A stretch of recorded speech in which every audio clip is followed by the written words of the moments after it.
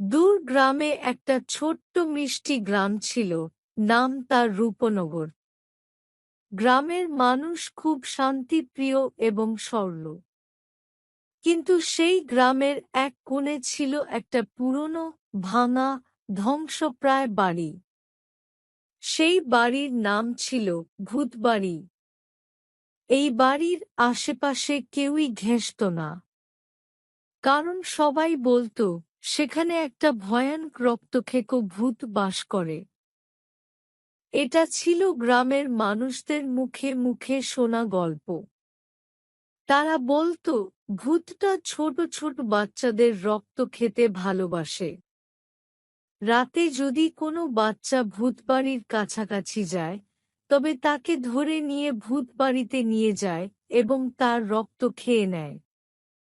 এই কথাগুলো শুনে গ্রামের সব বাচ্চা খুব ভয় পেত। তাই তারা কখনো ভূতবাড়ির কাছেও যেত না। কিন্তু সব বাচ্চারই ভয় পাওয়ার মতো কথা নয়। সেই গ্রামের বাচ্চাদের মধ্যে ছিল মিথিলা, একটা খুবই সাহসী মেয়ে। তার বয়স মাত্র ৮ বছর, কিন্তু সে সবকিছু জানার জন্য খুবই আগ্রহী। সে ভূত, রাক্ষস, ডাইনিদের গল্প শুনতে ভালোবাসত, কিন্তু ভূতে বিশ্বাস করত না। মিথিলা মনে করত ভূতবাড়ির গল্পটা একটা মিথ্যে কল্পকাহিনী। একদিন সন্ধ্যা হওয়ার কিছুক্ষণ পর মিথিলা তার বন্ধুদের সাথে খেলছিল। তখন তার মনে হল ভূতবাড়িটা একবার দেখে আসা উচিত। সবাই যখন তাকে নিষেধ করল, সে তখন আরও বেশি উৎসাহিত হয়ে উঠল।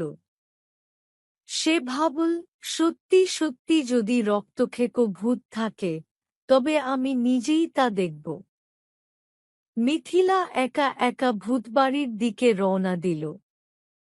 পথে অন্ধকার ঘনিয়ে আসছিল, চারদিকে পেঁচা ডাকছিল আর ঠান্ডা বাতাসে তার গা শিউরে উঠছিল। কিন্তু মিথিলা তবু থামল না। সে সাহস করে বাড়িটার সামনে এসে দাঁড়াল। পুরনো, ভাঙাচোরা বাড়ির দরজাটা সরে যাওয়াতে ভেতরটা ভীষণ অন্ধকার লাগছিল। মিথিলা একটু ভয় পেলেও সে নিজের সাহসকে জাগিয়ে তুলল। দরজাটা ঠেলে ভেতরে ঢুকে পড়ল। চারদিকে ভাঙাচোরা আসবাবপত্র, দেওয়ালে পুরনো রক্তের দাগ আর ধুলোবালিতে ভরা মেঝে দেখে তার শরীরের লোম খাড়া হয়ে গেল। বাড়িটার ভেতরে ঢুকতেই তার পায়ে একটা ঠান্ডা কিছু লাগল।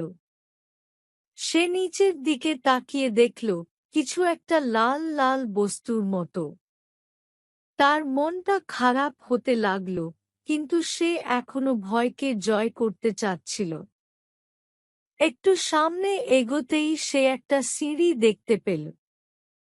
সেই সিঁড়ি বেয়ে ওপরে ওঠার সময় তার মনটা কেমন অস্থির লাগছিল। সিঁড়ির প্রতিটা ধাপে কেমন একটা ভয়ানক শব্দ হচ্ছিল। অবশেষে মিথিলা যখন সিঁড়ির শেষ ধাপে পৌঁছাল, তখন সে দেখল একটা ঘরের দরজা হালকা খোলা। ভেতরে অন্ধকার, শুধু একটা ছোট্ট প্রদীপ জ্বলছিল। মিথিলা দরজাটা ঠেলে খুলল। ঘরটার মাঝখানে একটা বড় টেবিল। তার উপরে একটা পুরনো, ধুলোয় ঢাকা বই।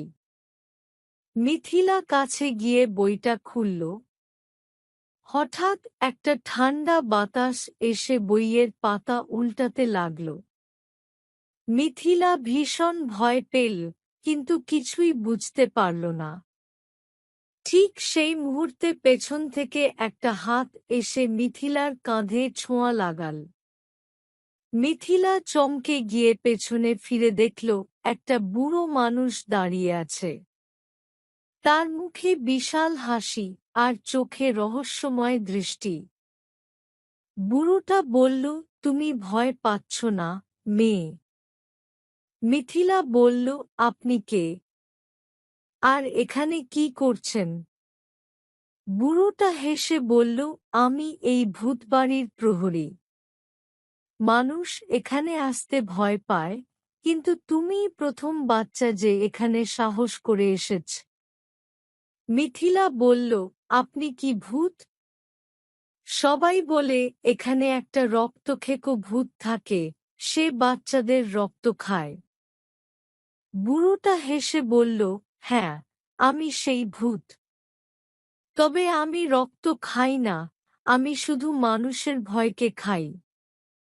এই গল্পটা শুধু মানুষকে এখানে আসা থেকে বিরত রাখতে বলা হয়েছিল। মিথিলা বলল, তাহলে আপনি মানুষকে ভয় দেখান কেন? বুড়োটা বলল, আমি কাউকে ভয় দেখাই না। মানুষ নিজের ভয় নিজেই সৃষ্টি করে। এখানে যারা আসে, তাদের ভয় থেকেই তাদের মৃত্যু হয়। তুমি ভয়ের বিরুদ্ধে জয়ী হয়েছ, তাই তোমাকে আমি কিছুই করব না। মিথিলা হেসে বলল, আপনার গল্পটা বেশ মজার ছিল। আমি এখন চলে যাচ্ছি।